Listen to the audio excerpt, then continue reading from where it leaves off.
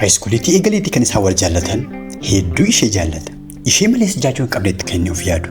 Yeroo hundumaa haga ishee manaa haa ta'u mana barnootaa bahutti dhaabbatee ishee eega. Karaa gubbaa dhaabbatee yeroo hundumaa eessaa akka isheen dhuftuuf bakka kam akka isheen deemtu dhaabbateetti kan ishee eegu. Baay'ee jaallachuu isaa kanarraa namoonni hedduun illee karaa irratti ni hubatu. Isheen garuu aartistii yookiis muuziqeessaa beekamaatti malee hin heerumu jechuun irra deebiitiin yeroodhaa gara yerootti ni himti ture. Innis garaa isaa keessatti muuziqeessaa beekamaa yookiin aartistii beekamaa akka Yaareen Naggoofaa yoon ta'e natti heerumu jechuun sirba hojjechuudhaaf itti yaaduu eegale. Yaada ishee eegeefiin waan isheen feetu ta'aafi jechuun sirba hojjechuufis murteesse. Waraqaa fi iskiriptoo isaa fudhatee walaloo qindeessuu eegale.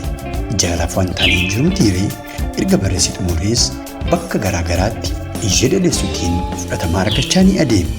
Haa ta'uutii garuu naannoo isaatti beekamtii haa horatu iyyuu malee istuudiyoo deemee sirba gabaabaa tokko keessumaa sirba sirrii tokko hojjechuudhaaf maallaqa gahaa of harkaa hin qabu ture. Rakkoo kana furuufis barnoota isaa addaan kutee hojiiwwan guyyaa garaa garaa makiina miicuu haa ta'u, simintoo bukeessuu haa ta'u, hojiiwwan humnaa kamillee kam beekam akka qophii qulqulleessuutti hojjechuutiin maallaqa muraasa ni horate.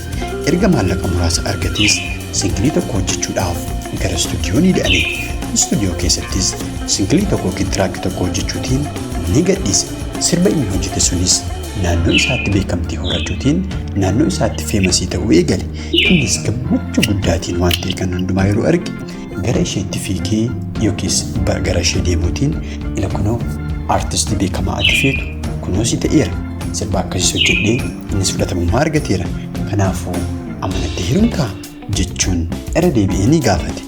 Isheen garuu baay'eetti kofaltee anoo hiriyaa kabiraa yookiis hiriyaa dhiiraa biraa qaba yookiis immoo qabadhira jechuun kolfaa ni deebisteef.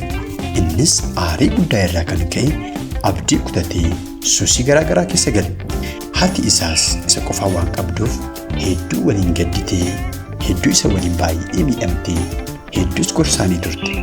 Haa gorsitu iyyuu malee ammatuu gara sammuu isaatti yoo adeemu malee ammallee jaalala isheef qabu qibeessuu hin dandeenye yookiis immoo hir'isuu hin dandeenye. Yeroo muraasa booddee ishee barbaachaaf ammas deebi'ee adeemuu eegale. Isheenis dalagaaf magaalaa biraa akka deemtu ni odeeffata yookiis namoota biraarraa ni dhagaha. Jaalalaaf safuudha mitiiree ammas ishee barbaachaaf gara magaalaa sanaa ni adeema. Yeroo hedduu erga barbaadee booddee guyyaa tokko akka tasaa otoo isheen kaaffee tokko teessu ni arge.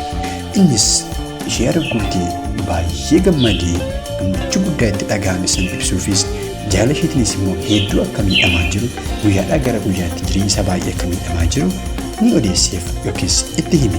Barumsaallee amma addaan bahu yookiis immoo akka dhaabe kanaaf kana fakkaatan maatii keessas miidhama guddaa gama isheetiin dalagee hundumaa gaafa inni odeessuuf isheen garuu ammallee bifa qosaatiin itti kofaltee ani akkanadha, ani hiriyaa kabiraa qaba.